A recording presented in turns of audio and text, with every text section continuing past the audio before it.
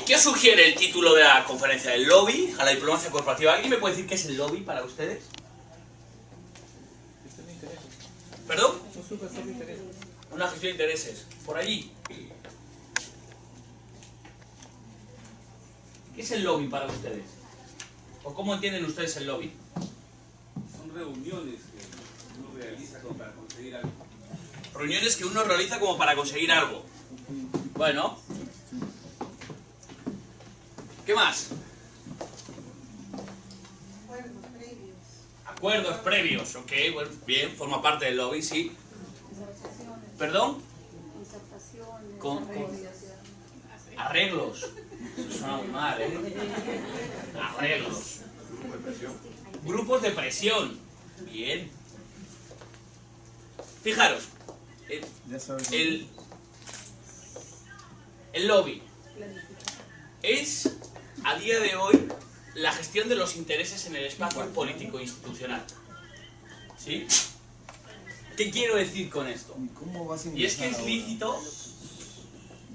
lícito que las empresas o cualquier otra organización defienda sus intereses ante terceros, bien ante el ámbito político, bien ante el gobierno o bien ante otro tipo de organizaciones de similares características.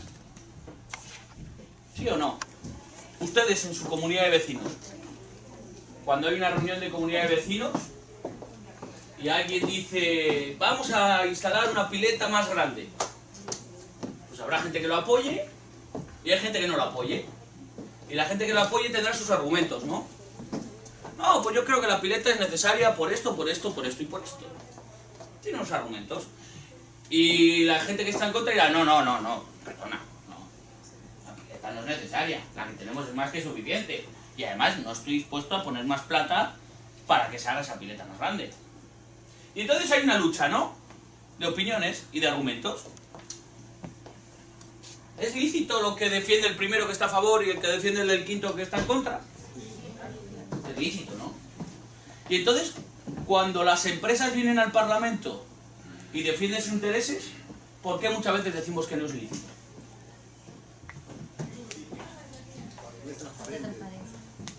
Bien, cuando no es transparente. Pero definamos transparencia. ¿Qué es transparencia entonces? Público. ¿Perdón? Es público, de conocimiento. Ok, lo que es público de conocimiento, perfecto. Pero si es transparente, ¿es lícito? O sea, ¿es legal? ¿No es legal? ¿Sí o no? Espera, porque aquí ya tenemos el primer pleito. Ella dice que no es legal. ¿O sí? ¿Perdón? No siempre, o sea, que lo hagan transparente no siempre puede ser que sea algo legal. O sea, defender tus intereses no tiene por qué siempre ser legal. ¿Por qué? Pregunto, ¿eh? O sea, no tengo la varita mágica. Hay lobbies buenos y malos. Porque definimos lobby bueno. Acuerdo yo con los vecinos de mi comunidad construir una pileta. Sí. ¿No? Entonces, es un bien para todos. Pero un lobby malo sería Bueno, para todos no. yo acuerdo. No tiene por qué, para mí no es... Yo el que estoy en contra, para mí no es bueno. Pero soy transparente. No quiero Bueno, nada pero por abajo. entonces estás hablando de lobby bueno o lobby malo, transparente o no transparente. Claro. Lo que para ti es bueno puede ser no bueno para mí, ¿Ves? porque estoy en contra. Pero no, claro, entiendo su posición, ¿no? Pero el lobby malo sería de que yo pida algo a cambio para darle al proveedor. Pero es que eso no es lobby, eso es corrupción. Se llama también lobby. No, lobby no es eso. Lo que usted está diciendo, eso se llama corrupción. Eso es ilegal y eso hay que perseguirlo y encerrar a las personas que así lo cometen. Qué bueno, claro. Es que hay que diferenciarlo. Ojo, el lobby es legal. El lobby se desarrolla siempre dentro del marco legal. Lo que se desarrolla fuera de ese marco no es lobby, es corrupción, es cohecho, es prevaricación, es malversación de fondos públicos. Y todo eso hay que perseguirlo. Entonces, ojo, a las cosas entiendo que habrá que llamarlas por su nombre. Una cosa es delito y otra cosa no es delito. Y lo que no es delito es lícito. Es bueno, o sea, es bueno. O sea, no voy a decir que sea bueno, Porque es subjetivo la palabra bueno. Es legal. Y cada uno está en su derecho a defender sus posiciones. Sean buenas o no sean buenas para las personas que consideren que no sean buenas.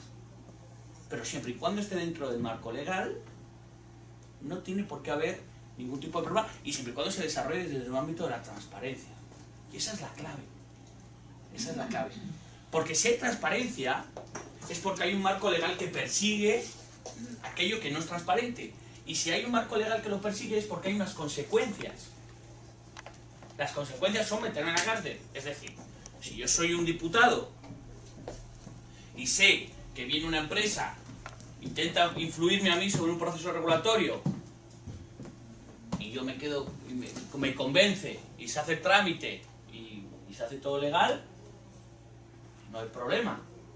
Ahora bien, si para convencerme me tiene que dar plata, yo tengo que saber como diputado que eso está penado y que me está sobornando y que puedo ir a la cárcel. Entonces digo, oye, espera. No, yo soy un tío ético, soy transparente, sigo el marco legal y como sé que tiene una posible pena, no lo voy a hacer. No. Y si encima soy consciente de que hay empresas que vienen e intentan sobornarme, lo que tengo que hacer es denunciar a esa empresa. Fulanito de tal, de la empresa tal, ha venido y ha intentado darme dinero para intentar aprobar este proceso regulatorio. Entonces que la ley vaya contra esa empresa. Por intento de soborno a un funcionario público. Pero lo que está fuera del marco legal no es lobby. Pero vamos a ir a la parte, o sea, no le vamos a llevar lobby, porque cuando la sociedad denosta una palabra, es muy difícil cambiarle el sentido, el significado, es muy complicado. Eso es lo que quería aclarar, ¿no? Aquí en la política muchos se escuchan. Fulano de tal es un lobista. Es un lobista. Fulano de tal es otro lobista, ¿no? Pero es que el que ejerce la acción de lobby no es malo. No, entonces que la sociedad conoce. Es que por esa misma regla de tres, todos los políticos son malos. Claro. No, es que ese es político, ese es un ladrón. ¿No? ¿Por qué hay que aceptar que se generalice en términos que no te tienen por qué generalizar? ¿Todos los políticos son unos ladrones? No, claro que no. ¿No? ¿No está de acuerdo? Lo que pasa es que existe en el tema del lobby una confusión en el término de lenguaje que le llamaría a lo que es el significado y el significante. No tanto me iría al tema del error, sino me voy a un error, lo llamaría yo ortográfico, que la gente el significante y el significado lo toman. Defínelo usted. ¿Cuál es el significante y cuál es el significado? Para mí lobby es una gestión, pero bajo cierto punto existe una presión de cumplir esa gestión. Entonces, ¿Y qué problema hay?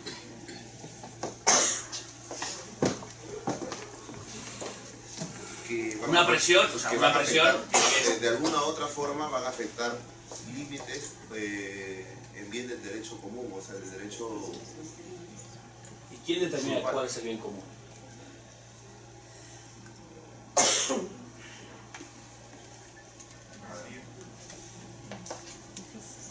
Cuando una mayoría es beneficiada. ¿Eh? Cuando una mayoría es beneficiada y no determinado grupo. Bien. Totalmente de acuerdo. Cuando una mayoría es beneficiada, pero si una mayoría de parlamentarios aprueba un proyecto legislativo, Estamos hablando de los beneficiados. sí. Pero ¿y quién determina el número de beneficiados? Bueno, es una magnitud, ¿no? No, define una magnitud.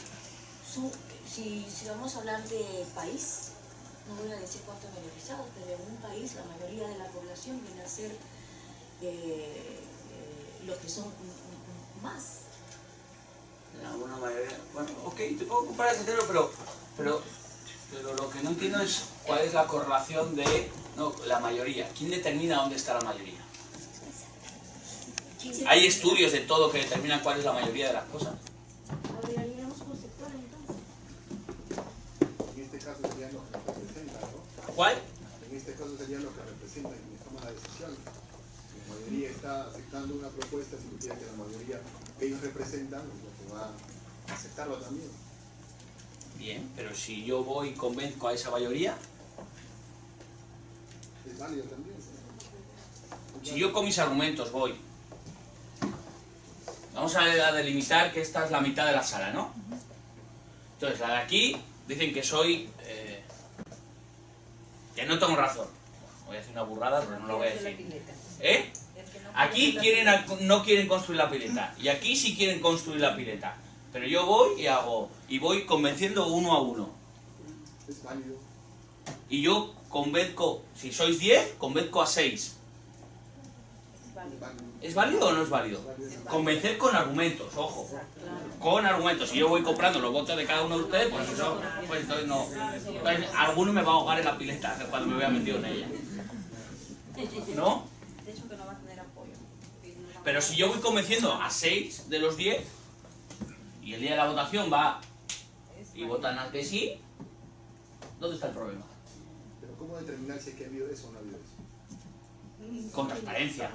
Con transparencia, claro. Todos estamos hablando siempre dentro del marco de la transparencia. Y luego os voy a explicar por qué y cómo. ¿Perdón? ¿Cómo se evidencia la transparencia? Con reglas claras. Con reglas claras, con un reglamento claro. Una pregunta, ¿por qué se cuestiona, creo que no solamente en nuestro país, ese tipo, ¿no?, de gestión? ¿Por qué hay una mala imagen del lobismo? Porque hay un mal uso. Porque hay un mal uso del término lobby, 1, y 2, porque no hay reglas claras. En Estados Unidos hay reglas claras. En la Unión Europea hay reglas claras. Señor, disculpa. Sí. Por favor, señor, es una falta de respeto tener el celular prendido en una conferencia. Tanto para el expositor como para sus compañeros.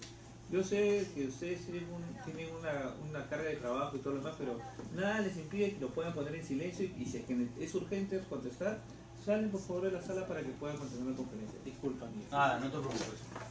No lo quería decir, pero yo soy también... Soy demasiado recto en esas cosas. Bueno, no quiero que me categoricen como un lobista de regla, sino simpático, amable, que llega a consensos, acuerdos. Hoy vamos a construir la pileta, eso ya te lo digo yo. Bueno, porque no hay reglas claras, estamos hablando del reglamento. Porque no hay un reglamento claro. Yo voy a hacer un alto aquí, porque si no, me vais a desmontar la presentación. Entonces no voy a empezar.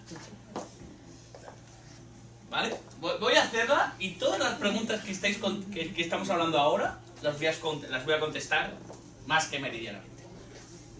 Pero fijaros, yo siempre empiezo esta conferencia hablando del poder. Porque influencia es poder, ¿no? Nuestro querido presidente, mi querido presidente, el presidente de unos pocos y de otros pocos. ¿No? Bueno, otros pocos que ahí puede ser mayoría, imagino, claro, yo no digo nada. Pero, ¿quién tiene más poder de los cuatro? Los dos de la derecha. Depende, ¿no? Aquí dicen depende. Claro. Depende del contexto. Yo pienso que cada uno de ellos tiene poder. Cada uno de ellos tiene su poder.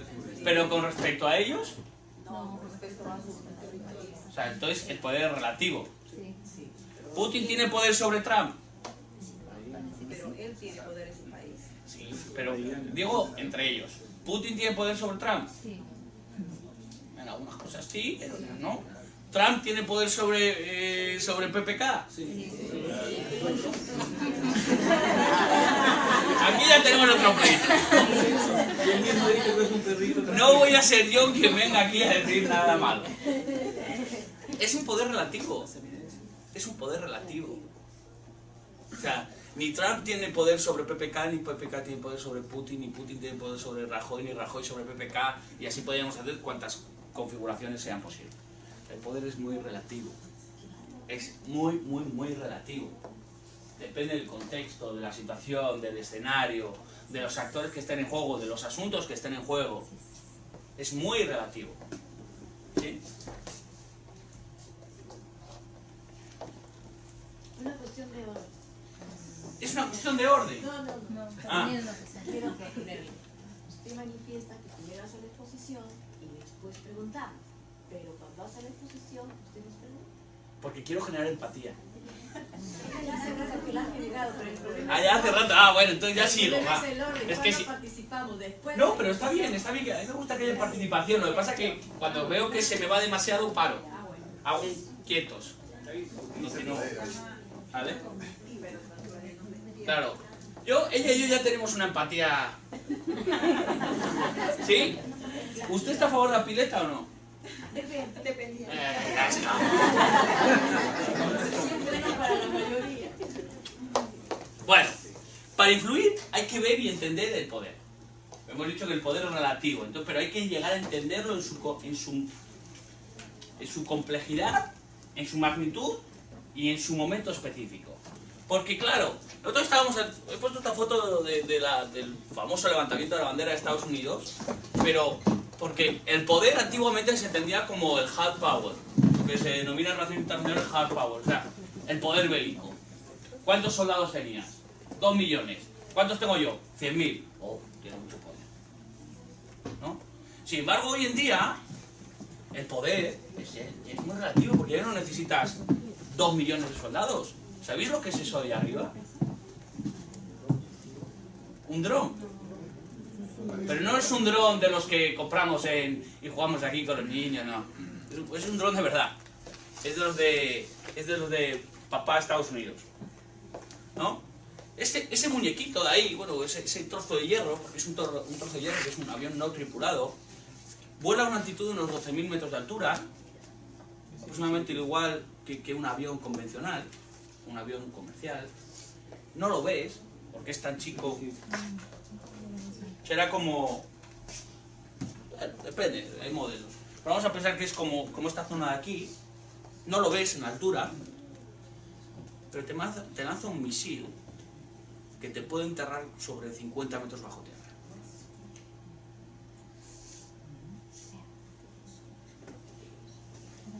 Con esto se está haciendo la guerra hoy en día en Siria, en Afganistán, en Irak, en Yemen, en República Centroafricana, en Somalia contra los piratas.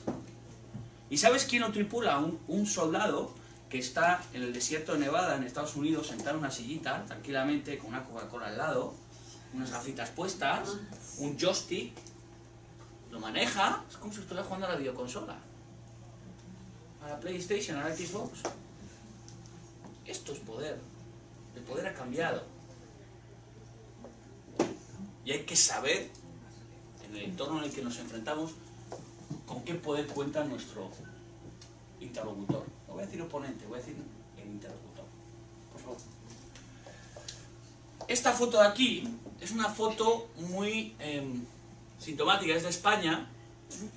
Esto es el movimiento 15M. ¿Os suena? ¿Lo habéis oído? ¿No? Bueno, 15M es un movimiento social que se levantó en el momento de crisis económica en España, en el que en torno a 300.000 personas ocuparon durante más de 3 meses la plaza principal de Madrid. ¿Quién está en Madrid? Nadie.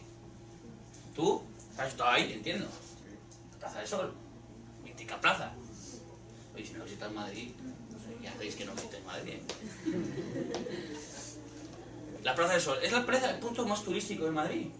300.000 personas durante 3 meses ocuparon la plaza reivindicando sus derechos, sus reclamos, sus puntos de mejora, ¿no? Pero era un movimiento que no estaba organizado, era un movimiento de personas sin más. Esto es poder. Es poder, ¿no? Es otro tipo de poder. ¿Y el ámbito digital tiene poder?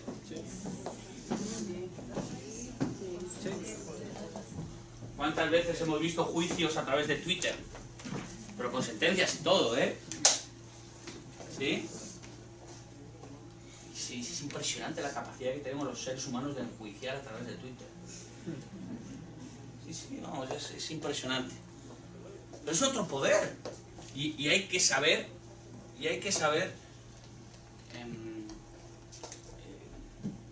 magnificarlo en su justa medida. O sea, porque no es el poder. El poder poder relativo las redes sociales. O sea, no nos volvamos locos. Las redes sociales son un canal más. No son el único canal. Mantener la calma. ¿Eh? Por favor. Entonces, yo siempre digo que, ¿no?, que en este contexto hemos visto diferentes clases de poder, poder más relativo, menos relativo, con más significado, menos significado, ¿no?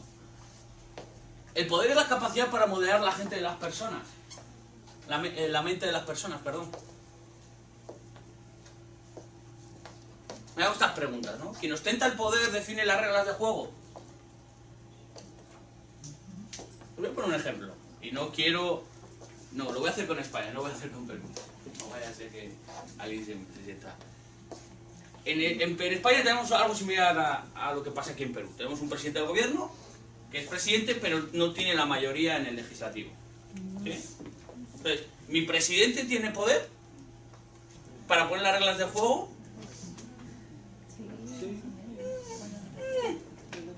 Sí y no. Pero si el legislativo se pone tonto, pues se acabó presidente. Porque nuestro presidente en España tiene un pacto de investidura, no de gobierno. Que son dos cosas diferentes. O sea, el acuerdo al que llegó mi presidente es un acuerdo por el cual fue investido. Gracias a un montón de situaciones, 2 elecciones, algo fuera de lo normal. Tuvimos 2 elecciones en un año. Casi a puntito de llegar a la tercera. Aquí pasa algo similar en Perú. Tenemos un presidente que no tiene la mayoría en el legislativo. ¿Tiene poder PPK? Bueno, sí, es el presidente de la República, ¿no? Pero, con respecto al legislativo, es muy relativo, ¿no? Entonces, estamos ante un nuevo paradigma de lo que es y lo que no es el poder. ¿Sí o no? Entonces, yo siempre digo la sociedad en red. Me gusta ir más allá. Aunque las nuevas tecnologías crean y definan la sociedad en red, es muy importante conocer los nodos. ¿A qué me refiero con los nodos? Y ustedes son parte de esos nodos. ¿Cuántos trabajan para diputados aquí? En gabinetes de diputados, en despachos de diputados. Congresistas. Sí, bueno, perdón, congresistas. ¿Todos? Bueno, ustedes son parte de ese nodo. ¿Sí? Ustedes son parte de esos nodos. Y voy a explicar por qué. He tenido infinidad de clientes en el mundo. Para que os hagáis una idea, yo represento, tampoco, hablo palabras que no debería hablar. Gestiono los asuntos públicos de empresas como Google o Uber en España. Para España y la Unión Europea. O sea, no estamos hablando de 2 empresuchas de 3 al 4. Juntas valen más que el PIB de muchos estados. Entonces, no es este caso, pero otras empresas vienen y me dicen, quiero hablar con el ministro. Ya, yo quiero ser Cristiano Ronaldo, venga, va. ¿Quién da más? No, pero es que quiero hablar con el ministro porque... ¿Cuántas veces habrán venido a deciros, quiero hablar con el diputado? ¿Cuántas veces? Todos los días, ¿no? Quiero hablar con el diputado. Ya, yo quiero que me suba el sueldo. Así que si hablas con él, dile que me suba el sueldo. ¿No? ¿Por qué? Porque a veces tenemos que pararnos a pensar en la importancia de esos nodos. Es decir, el diputado, un ministro, el propio presidente del gobierno, tiene un montón de gente a su alrededor, con mucho poder. Todos ustedes que trabajan en un despacho de un diputado tienen mucho poder, porque controlan muchos temas y tienen capacidad de posicionar temas, de hacerle llegar papeles a vuestros diputados con información, y vosotros decidís qué tipo de información le vais a hacer llegar al diputado. Vosotros tenéis, a mi juicio, casi más poder que el propio diputado. ¿Sí o no? ¿No? Depende. ¿Por qué? Depende de la situación. Bueno, vale, pero tenéis mucho poder, en cierta forma. Entonces, a veces, yo siempre les recomiendo, digo, oye, pero, mira, ¿por qué en vez de ir a hablar con el ministro, que tiene una agenda de 1000 demonios, por qué no vas a hablar con el jefe de gabinete? el jefe de su despacho, ¿no? O con un asesor, habla con él. Ya sé que no es el ministro, que piensas que no es nadie, que es un pobre hombre que está metido en un despacho. No, no es un pobre hombre, cobra poco, es lo malo que tiene, pero tiene mucho poder, ¿eh? Influye mucho. Entonces, si yo consigo, imaginaros, yo quiero hablar con su diputado y yo me gano su beneplácito, le caigo bien y entonces la convenzco de mis argumentos, ella, cuando vaya a hablar con su diputado, va a decir, pasa esto, esto, esto y esto, pero yo creo que esto que dice esta empresa pues, suena bien. Entonces, el diputado va a cambiar. ¿Sí? Ya va a escuchar de otra forma. ¿Sí o no? ¿No? Se ve influenciado. Pero, ¿y eso es malo? Eso es influencia. Yo voy, hablo con ella, con cualquiera de ustedes, y le digo, oye, mira, pasa esto. Nosotros en esta empresa pensamos que joder, este proyecto legislativo lo podemos hacer de esta forma, y porque creo que esto podría ser así. Ok, vale, ok, Pedro, déjame que lo piense. Y tú lo piensas, lo meditas, y dices, pues tienes razón. No había caído yo en esto. Porque muchas veces en los proyectos legislativos lo que carecen es de más puntos de vista. Carecen de perspectiva. ¿Sí? O sea, se cierran en una o dos posiciones y se piensa que son las únicas posiciones. Y no, hay 250.000 posiciones. Tantas como colores tiene el arco iris. Normalmente cuando las personas queremos lograr algún objetivo, entonces nos acercamos más a la persona y le damos más explicaciones de lo que queremos lograr, ¿no? Y así conseguimos lo que buscamos, pero en buena onda. En buena onda, claro. O sea, no, exacto, de buena onda, transparente, ético, legal. O sea, yo te cuento mis argumentos y tal, y si tú te los crees y luego los transmites, pues no hay ningún problema. Pues entonces hay que tener muy claro que cuanto más nodos abarques, cuanto más personas alrededor de tu punto de influencia identifiques, más capacidad de influencia vas a poder conseguir. Ella no está... ¿Cómo era tu nombre? ¿Sí? Magal. ¿Mada? Magal. Ah, Magal. No está muy de acuerdo, está muy un poco seria.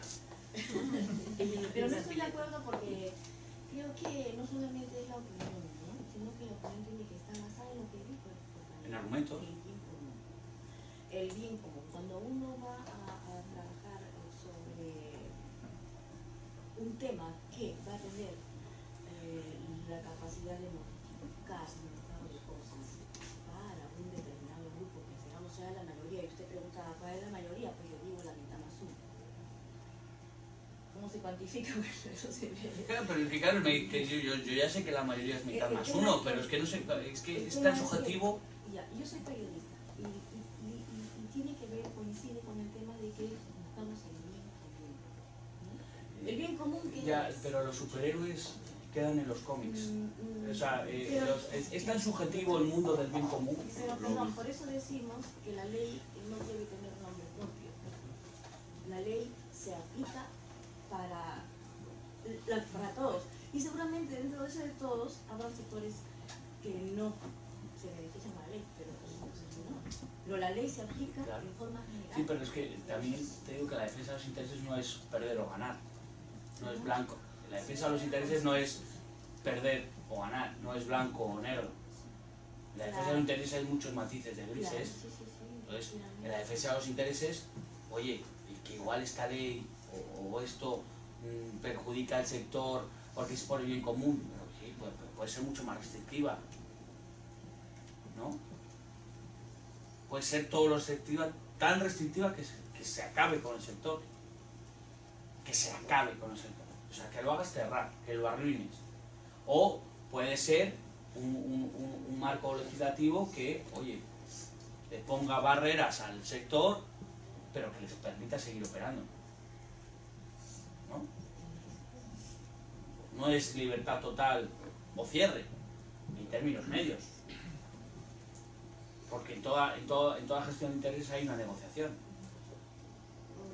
Siempre hay una negociación.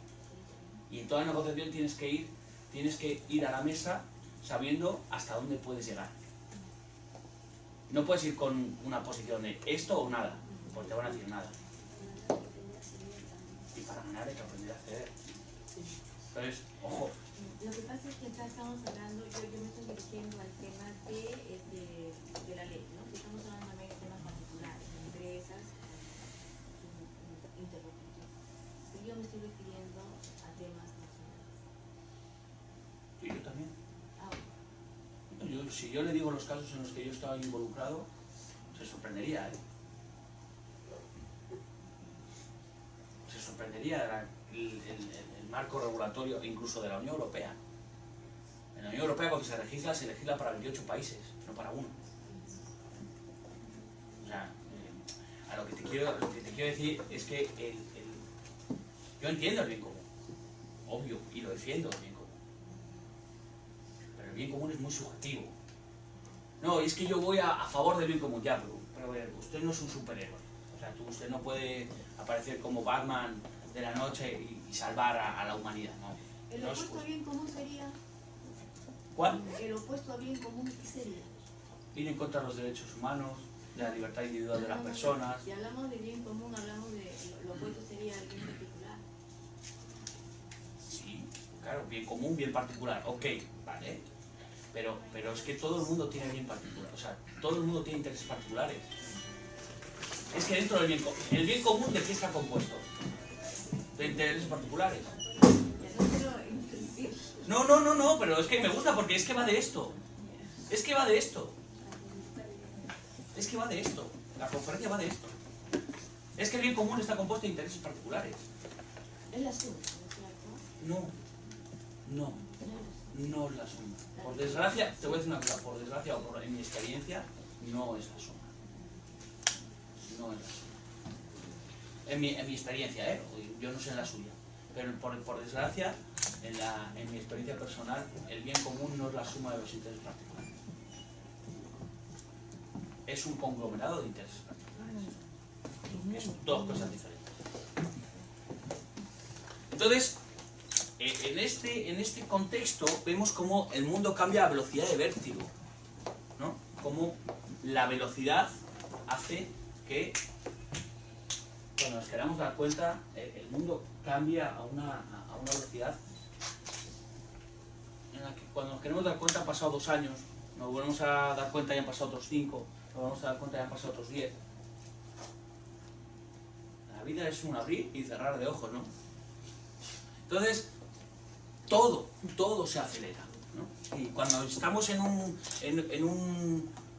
sitio como este, los días pasan volando, las semanas. O sea, cuando te quieres dar cuenta y ¡pum! Primer año, ¡pum! Segundo año, tercer año, ¡pum! Ya estamos en elecciones. ¿Otra vez en elecciones? ¿En serio? Pero sí, fue ayer cuando llegué aquí. ¿Sí? Entonces, las decisiones, la comunicación, el timing, los actores, todo se acelera y todo cambia, los actores sobre todo. Hace poco hubo, si no me equivoco, hubo un cambio en el gabinete ministerial, ¿no? Y hace ni un año y medio que está el presidente en el cargo, ¿no? 1 año y medio y hay otro cambio. Ya han cambiado los actores, han cambiado los equipos. Al menos los más cercanos, no los funcionarios de planta del ministerio. ¿Sí? ¿Perdón? Llevamos 4 ministros. 4 ministros. Es casi un equipo de fútbol. ¿No? Entonces, pum, pum, pum. Pero ¿qué pasa? Que en ese cambio, en esa velocidad, no todo pierde validez. No. O sea, el trabajo de pedagogía, de metodología, de posicionar tus intereses, de que la gente conozca cuáles son tus argumentos, porque esto va de argumentos, no pierden validez. Es decir, si tú has hecho un gran trabajo de posicionamiento, de generación de interlocución con los diferentes actores de un ministerio, pues cuando cambia el ministro cambiarán 2, 3, 4 personas, el resto de personas se mantienen, ¿no? Entonces, si tú has hecho un buen trabajo ahí, pues bueno, pues te quedará pues al menos el trabajo que hayas hecho con el personal de planta, que es muy importante, insisto. no sé aquí, pero en España, en la Unión Europea, hay funcionarios que llevan en la misma silla 20 años. Y os puedo asegurar que esos tipos tienen más poder que muchos ministros. Vamos. Porque se conoce el proceso, el procedimiento, como si fuera palma de su mano. ¿Sí? Entonces, en este contexto en el que todo cambia, todo se acelera, pero no todo pierde validez, yo siempre digo, o me gusta hablar de 6 dimensiones. Izquierda y derecha. Y términos medios. Nuevo, viejo. Inmovilismo o transformación. ¿A qué pensáis que me refiero? Y es que, en el actual contexto, lo nuevo frente a lo viejo. En España, el 70% de los congresistas, que vosotros aquí les llamáis, que nosotros llamamos diputados, es nuevo. Son nuevos en el Parlamento. Igual el 70%. Pero en la gran mayoría de los casos, al menos en el nuestro, no tienen experiencia política. ¿Y aquí igual? Bueno, lo que pasa es que experiencia política sí tiene, pero no en el Parlamento. Entonces no tienen experiencia política. Son nuevecitos. Son recién llegados al cole, ¿no? Claro, algunos son alcaldes. Sí, pero no. Pero la alcaldía es una historia y el Congreso es otra historia. ¿No? Sí, pero es otra historia, es otra liga. Esto es la liga, esta es la primera división. Esto es la Champions League. ¿Sí? Aquí es donde se juega. Aquí es donde se corta el bacalao. El alcalde en su municipio, en mayor o menor medida, un alcalde lo tiene más o menos hecho. A no ser que tenga dificultades en el... ¿no? Lo tiene más o menos hecho. Aquí no, y menos ahora, donde hay mucha fragmentación, ¿no? Aquí es donde uno se brega, que yo digo, ¿no? Se curte. Y los dirigentes de organizaciones también hay acá.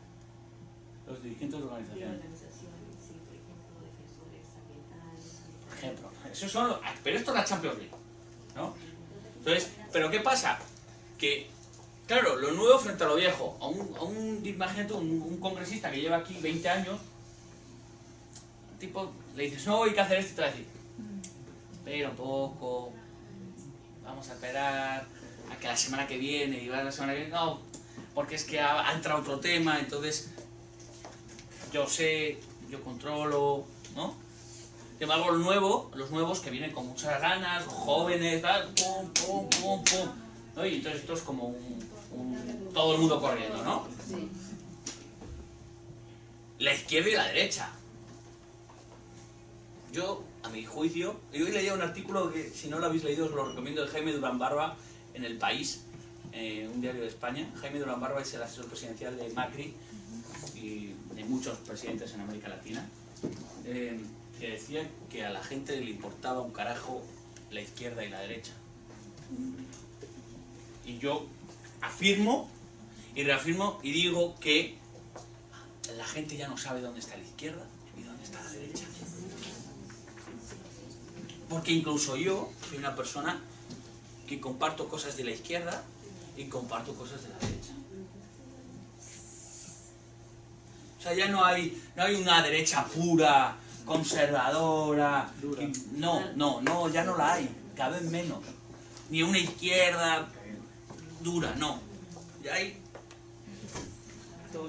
un abanico de... Sí, se han transformado. Pero entonces... Claro, en este contexto, perdona que te da la espalda, en este contexto en el que ya no hay izquierda y derecha, en el que ya hay nuevo y viejo, ¿dónde nos, os habéis dado cuenta? ¿Dónde nos situamos? ¿Dónde? ¿Dónde nos ubicamos? Pero si a eso le sumas el eje inmovilismo transformación, ¿no? Se convierte esto en... ¿Dónde carajos estoy? ¿no? En lo correcto. Gracias. Tú y yo nos vamos a llevar bien. ¿Sí? ¿Dónde nos situamos? Pero ya no solo nosotros como personas o como actores, personas individuales, representantes de organizaciones o de empresas, sino dónde se sitúan nuestros interlocutores. Es que es tan importante donde me sitúo yo como que se sitúa el que tengo enfrente, o en este caso, que tengo enfrente. ¿No? Y este es un trabajo bien difícil, que hay que hacer y analizar de forma constante. Fijaros, antes de las elecciones del 2015, lo azul era Partido Popular, centro-derecha, digo centro-derecha porque no soy derecha pura, lo rojo Partido Socialista, arriba lo verde nacionalismo vasco y lo amarillo el nacionalismo catalán. Antes de las elecciones del 2015. Tras las elecciones del 2015, mirad cómo cambia el escenario. Pero es que ya no solo eso. Es que en cada una de las comunidades empiezan a entrar nuevos actores. Podemos, Ciudadanos, Izquierda Unida recupera fuerza, Compromís, Podemos, es lo mismo, no es lo mismo, son cosas diferentes. ¿Pero están en el lado de la izquierda? Sí. Pero es otra historia. Dale. Fijaros, la volatilidad. Esto es Cataluña, dale 2 veces. Antes del 2015, en la primera elección del 2015 y en la segunda del 2015.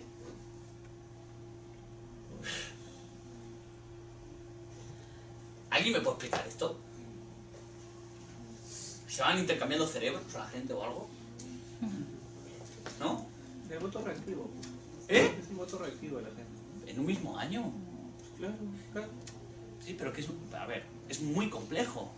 Porque la gente es poco tendente al cambio. La gente, las personas, el ser humano es reacio al cambio. Le cuesta mucho. Se resiste al cambio. Pero reacciona. Pero reacciona, sí, pero que reaccione de forma diferente 3 veces. Es que algo no me cuadra, ¿no? Conforme va viendo las acciones que se van tomando, va tomando su decisión. Hay mucha volatilidad, es a lo que voy. Hay mucha volatilidad. Entonces, por favor. Dale. Esta volatilidad lo que produce son partidos pop-up, que yo le llamo. ¿No? ¿Sabes lo que es un pop-up? ¿No? Como la ventana que cuando abrís un navegador y os ha entrado un pop-up y dices, otra vez, cerrar, y otra vez cerrar. Joder, mía.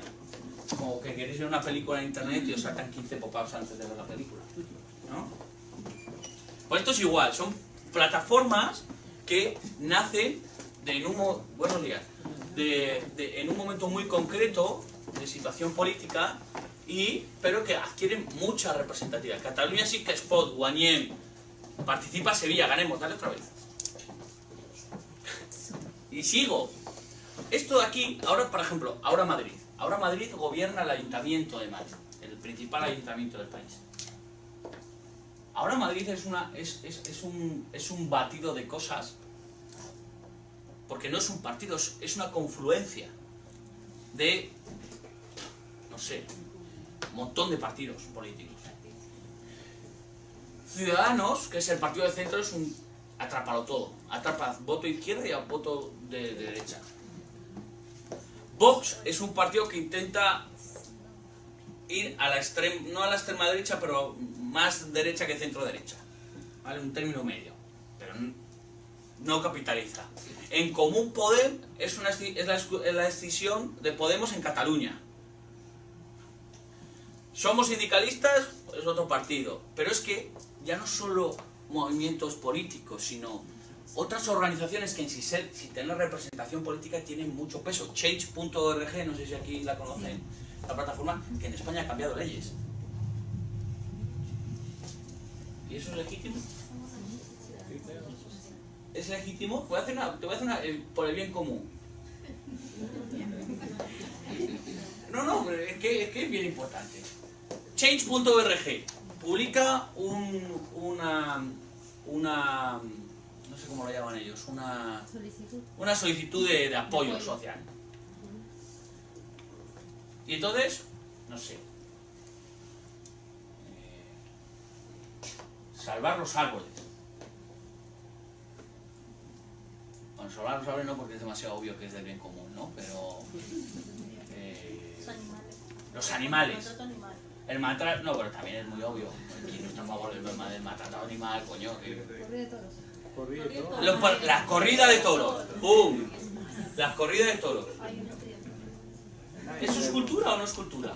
Nada, no es cultura. No quiero que abréis una guerra aquí.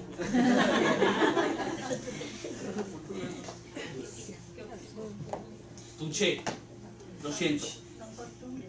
No es cultura.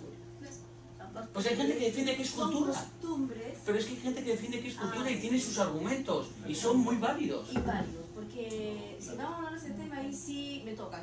No, pero a ver, que yo no quiero debatir aquí sobre cultura sí, cultura no.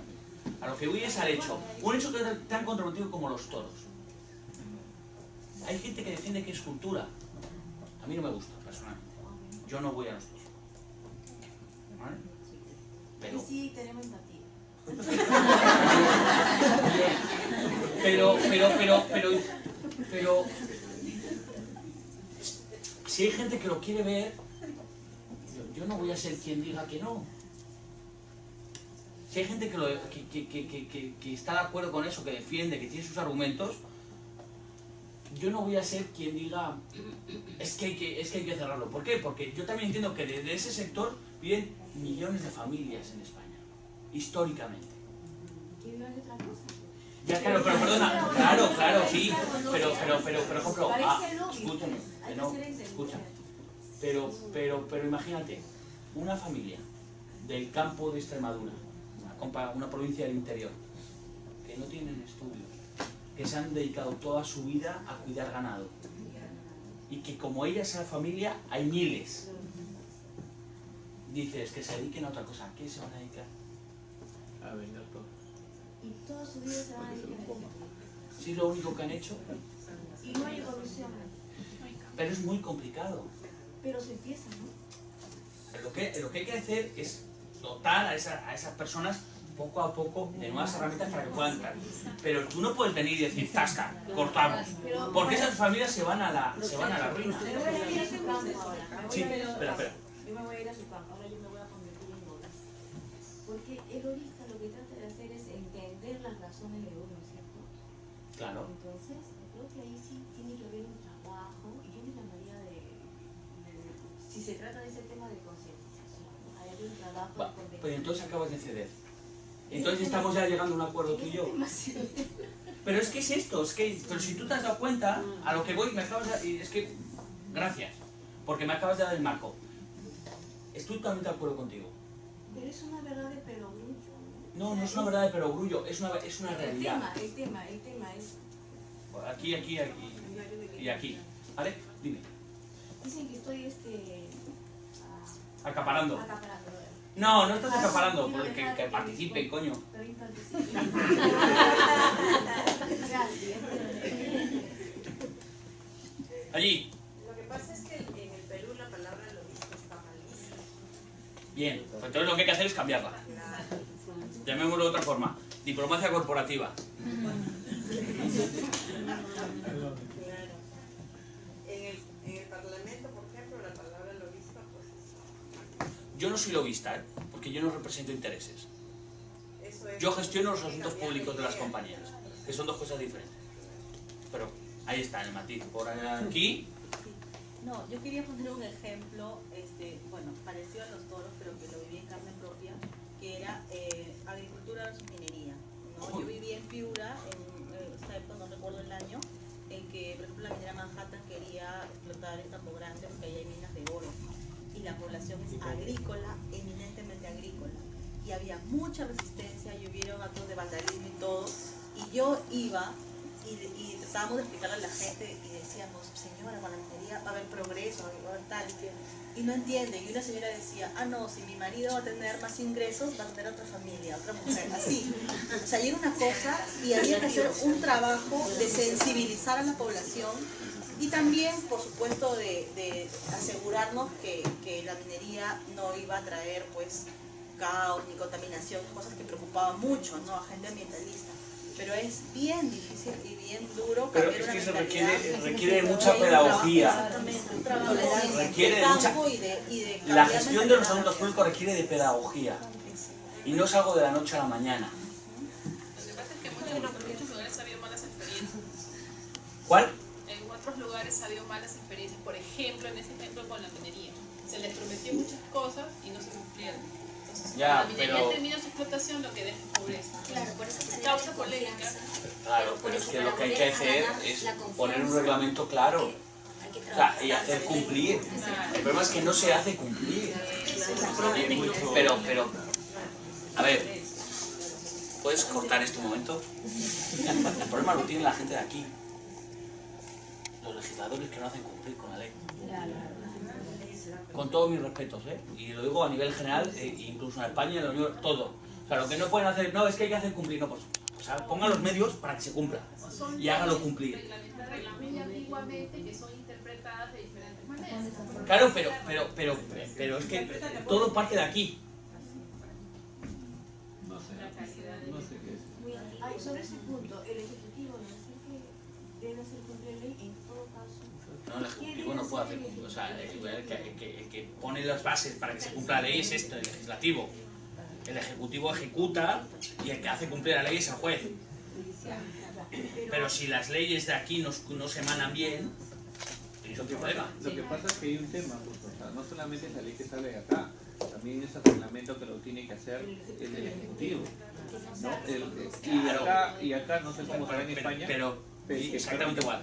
termino, no sé cómo será en España, pero acá todo el mundo, todo abogado sabe que la ley es solamente un referente, el mando es el reglamento. Si no tienes un reglamento Claro, viene pero la base del reglamento, o sea, el reglamento no, jurídicamente es la ley y el reglamento. Claro, pero si tú la base, que es la ley, no la haces bien, el reglamento no lo vas a poder hacer bien. Claro, lo que pasa es que el reglamento, para hacer una ley también entra en cuenta mayormente la opinión del Ejecutivo, que es más o menos el que da las bases para poder hacer la ley. Bueno, en un contexto de mayoría aquí en el legislativo, el Ejecutivo tiene poco margen de maniobra. El tema de la minería es muy complejo, ¿no? Sí, es muy complejo. Hay Yo he trabajado en una ello.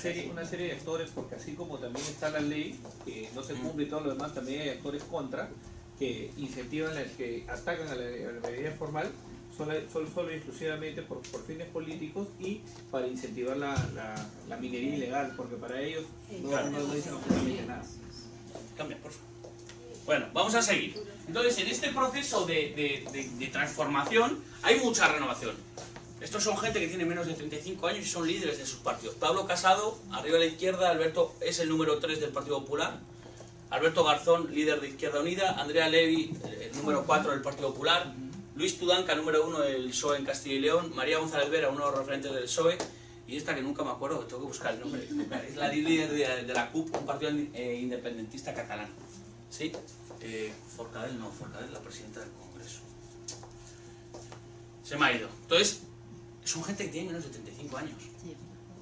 Hay una renovación brutal. Entonces, en toda esta nueva renovación, y voy a ir un poquito rápido, porque porque llevamos ya una hora, va a hacer.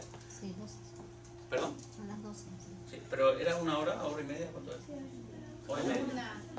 Ah, hasta la 1. Sí. Ah, buah. Me quedo otra hora. ¿Vais a aguantar 2 horas? Me queréis demasiado. Las nuevas lógicas. Entonces, en todo este contexto de renovación, hay unas nuevas lógicas que hay que llegar a comprender. Formas, discursos, canales. A ver, la revolución tecnológica y la revolución ciudadana es un torbellino que tiene sus propias lógicas de poder, de comunicación, de lenguaje. Yo sé que algunas de mis formas os chocan, pero porque soy español. Y igual muchas no las llegáis a comprender, pero si yo estuviera aquí trabajando en temas de asuntos públicos en Perú, tendría que adaptarme a vosotros, no a vosotros a mí. Allá donde fueres, haz lo que vieres, dice el dicho. Entonces, yo me tendría que adaptar a vosotros, a vuestras lógicas, a vuestros timings, a vuestras vuestra cultura, tendría que comer culantro que no me gusta, pisco, tendré que tener más cuidado con el pisco. ¿Eh? Claro. Cambia, porfa. Entonces, ¿quién manda? Después de todo esto, ¿quién manda? Ella manda mucho. Mandas mucho, ¿eh?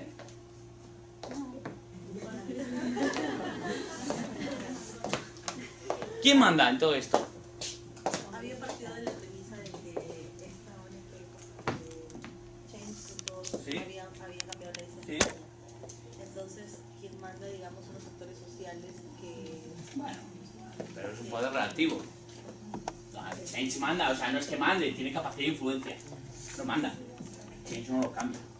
Hace que se cambie. No lo cambia. Pero la influencia no es poder. Sí, es que se ha tarde.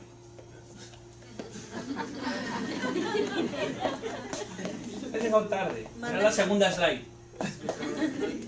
No sé, que yo de lo que le estoy escuchando ya hablar de antes, donde usted se refería que si es que, digamos, los actores sociales tienen influencia, efectivamente que van a tener poder. Ya, Por supuesto. Es por eso que yo siempre hablo ahí a lo que se refiere a la... Sí, claro, la influencia es poder, por supuesto, pero el poder es relativo. Pero manda quien legisla. Manda que no, no, es muy relativo. El poder es relativo. El legislativo tiene poder, sí, pero el poder es relativo. El ejecutivo tiene poder, sí, pero es relativo. Si el ejecutivo está en minoría con respecto al legislativo, el legislativo le puede tumbar todo. Hay un concepto de poder que quizás podría redondear lo que es influencia y lo que estamos hablando. Dispara. Yo he hecho un libro sobre el poder y la capacidad de modificarla. O sea, con la influencia se modifica. Y el poder es eso, ¿no? También. Sí, pero no siempre tienes poder para poder modificar las cosas. Porque es un poder relativo, es a lo que voy. En algún momento sí tienes poder y en otro momento no tienes poder. En tu casa tienes todo el poder del mundo. Pero llegas aquí y tienes un poder relativo. ¿No? En una relación marido-mujer, la mujer siempre tiene poder. Hay experiencia. En un ¿eh? Ahí no hay discusión. Ahí no hay pleito. Pero os voy a decir una cosa. Cuando mamá dice no. No, uy, los niños saben mucho. Y van al papá y le dicen: papá, ¿me dejas ir al parque hasta las 7? Y dice el padre: sí, hijo, sí, vete. Y luego le cae el padre. ¿Eh? Luego le cae el padre, no decir lo que dijo. Luego le cae al padre. Pero ya tienes un pleito. Porque el niño ha sabido gestionar su influencia. ¿Cómo manejar la situación? Ha hecho su lobby. Porque el niño llega a las 7 y le dices tú, castigado. Y le dice, pero si papá me ha dicho que sí, ¿qué castigo le das al niño? Porque el niño no va a ir a decirte, mamá, papá me ha dicho que a las 7. El niño no es tonto. Pero finalmente quien manda y el poder y todo es relativo. Premio. Entonces, cada uno tiene que analizar de acuerdo a la situación en la que se metiendo. Al final todo es relativo. Es relativo. Gracias. Eso es a lo que quería llegar. Es la conclusión. Poder es relativo. ¿Sí? Entonces, en este contexto en el que el poder es tan relativo, ¿cuáles son las claves para la gestión de la influencia? ¿No? Porque todos tratamos de influir. Change. Bueno, en fin.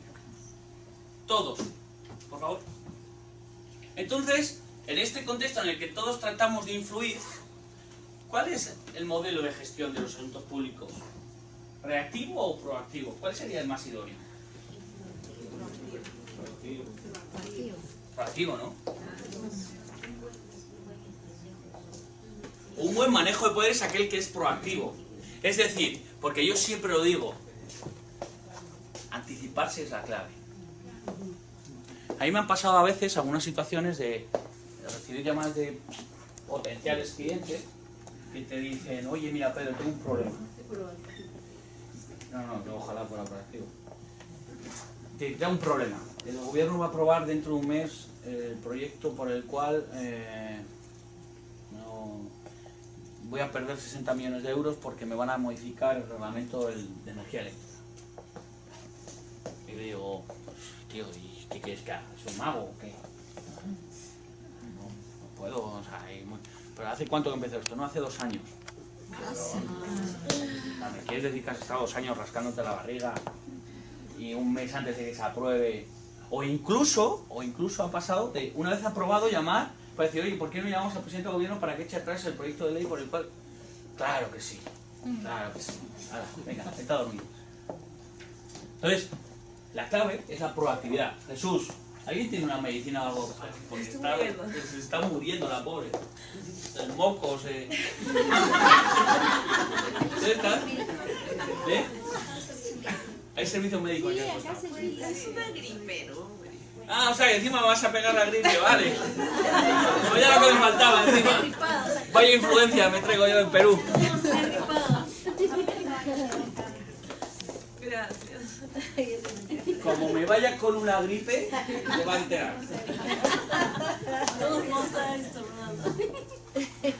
Ya lo que me faltaba, llevo casi un mes fuera de España y voy a llegar con una gripe.